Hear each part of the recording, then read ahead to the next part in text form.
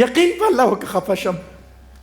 زه ورته وایم ږیره پرېږدوه، په دې کې ته ښکلی ښکاري، دا زما د محبوب سنت دي.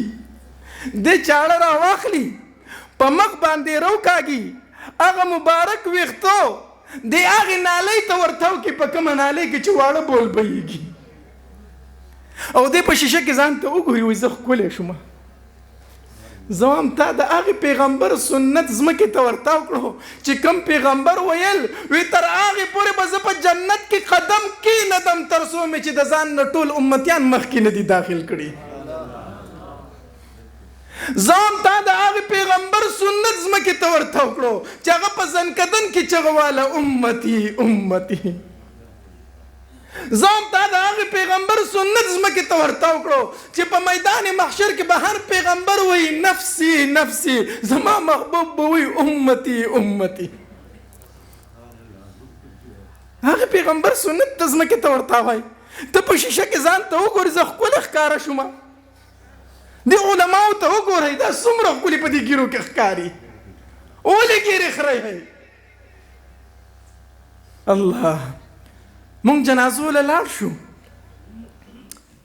نو هغې جنازه کې مونږ ډېر زیات خفه شو چې دې مړي له ورشو که نه، او دی په دې کفن کې پروتي او دا تازه جامه تې کړی، تازه جامه تې کړی، او په دې کفن کې دا مخ پروتي. قسم په الله ډېر خفه شمه.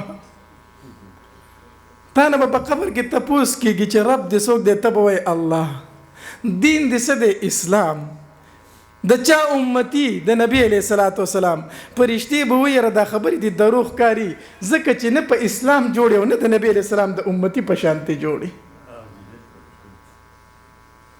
زه هغې مړي ته ډېر خفه شمه چې دې مړ شي او تازه جامه تې کړی، او هغې مړي ته ډېر خوشحالېږم چې ورشمه وګورم او دی په دې سپین کفن کې پروتي، او په دې کفن باندې ورته دا اوږده اوږده ږیره پرته وي او دا تازه اوبو څاڅکي پکې پراته وي.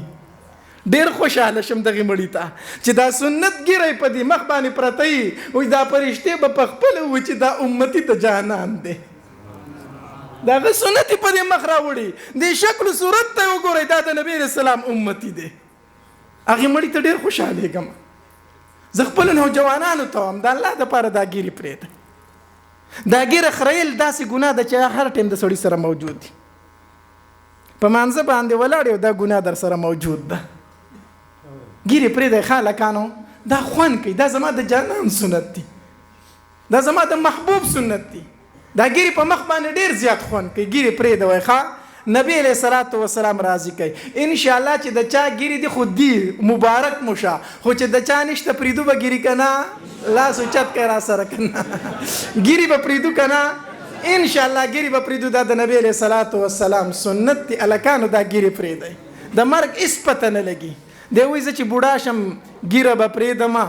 نوجوان هلکي تازه جامه تې کړی وي په چاپ کې او را روان یو په لاره اکسیډنټ وکړي، نو د نبی علیه الصلاۃ والسلام په سنتو باندې به عمل کوو، د الله پیغمبر به خوشحاله وو، په نبی علیه الصلاۃ والسلام باندې به درود زیات وایو.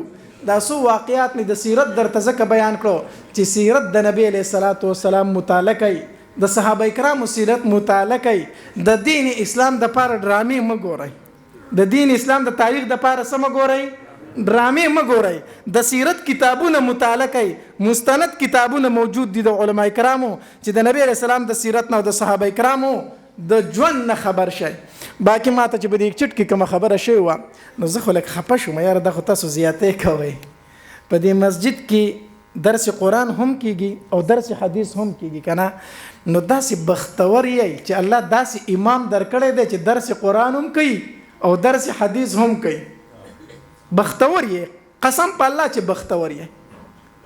زه وایم دا مقتدیان په مخ د ځمکه بختور مقتدیان دي چې داسې امام ول الله ورکړی دی چې د قرآن درس ورته هم کوي، د حدیثو درس ورته هم کوي. او دا خو بیا هغه ډېر محرومه خلک دی چې هغې ته کېږي او راځي ورلنه. نو درس له د قرآن او درس له د احادیثو نبوي صلی الله علیه وسلم ټول به حاضري کو. دا محلي والا که نه، دا محلي والا لاس اوچت کوي، شابه د محلي والا لاس اوچت کوي. ټول به په درس قرآن کې شرکت کو. داسې ده که نه؟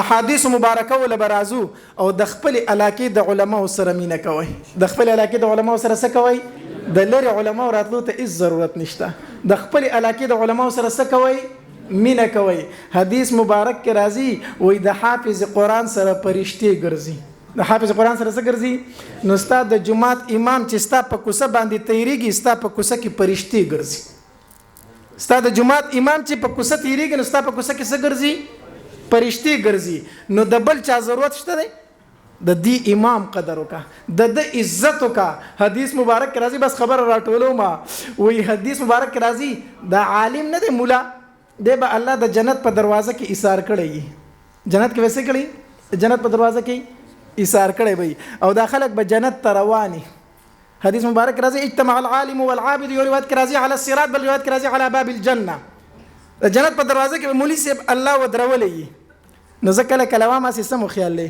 چې دا مولوی صاحب د جنت په دروازه کې ولاړې د مقتدیان پیراشي او دوی جنت ته لاړ شي نو یو بل ته خستر کوي چې سړی خو رانه سیټ تکړه دی دا څه ده کنه دا موږ مولا کې صرف ځای ګورو کړه نو چې دا مقتدیان راشي مولوی صاحب د جنت په دروازه کې سیټ ته ولاړی خو دوی خو به بل ته پورستر کې وای چې سړی خو سیټ ته ودرولې سم خیال دی کنه نو دا مولوی صاحب د جنت په دروازه کې ولاړی دی بلک پریشانی کې چا سینه چې د دې ځای نه مې الله جهنم ته بیاي کو نه الله تبارک وتعالى بو ته فرمای اے مولوی صاحب اے قاری صاحب تم دې لنه ودرول چې تا جهنم ته بیا الله سره دی ودرولم خلک جنت ته زیوزره جنت په دروازه کې ولاړم نه کنه مولوی صاحب دا نور خلک یوازې جنت ته روان دي او چې تم یوازې جنت ته زینو پتاو په دوی کې خو فرق پاتې نشو الله سو کما نه ته بزان سره نور خلک جنت ته بیاي سمره بوزم لستنا نا سلطنا نا زر کسان نا لاک کسان نا زمره تعداد معلوم نه دی الله تبارک وتعالى بو تو فرمایي هر خغه انسان د ځان سره جنت ته بوزه چې تو ور سره مینا کوي چې تو ور سره څه کوي تعداد معلوم دی نه نو تا چې د جمعات د امام قدر کړي عزت کړي احترام دی کړي نو چې الله تبارک وتعالى ورته فرمایي ځان سره جنت ته بوزه چې څومره دی خوخي ناغه په کتاب پری دی نه پلان کې چې څه ډېر خسړې وو زما به په جمعات کې ډېر خیال ساتو د چای ډوډۍ به ډېر خیال ساتو الله فرمایي چې څومره ځان سره بیاي بوزره دی پکې ولې نه بیا ما دا څه ده کنه دا نو د مولانو سره مفت مینا کوي مفت خو به جنت ته بیاي وښه کو نه شوي د مولانو سره څه کوي مفت د مولانو سره مفت مینا کوي مفت خو به ځان سره ان شاء الله جنت ته بیاي دا سی به کو کنه کو د خپل د علاقې د علماو سره مینا ساتي محبت ساتي د جمعات د امام قدر کوي حد درجه قدر کوي چا چې د جمعات د امام سپکاوي کړه دی الله داغه نسل د علماو د حفاظونو محروم ساتل دي او چا چې د علماو د جمعات د امام قدر کړي الله داغه خاندان کې عالمان او حافظان پیدا کړی دي الله تبارک وتعالى د عمل کولو توفیق راکړي واخر دعوانا ان الحمد لله رب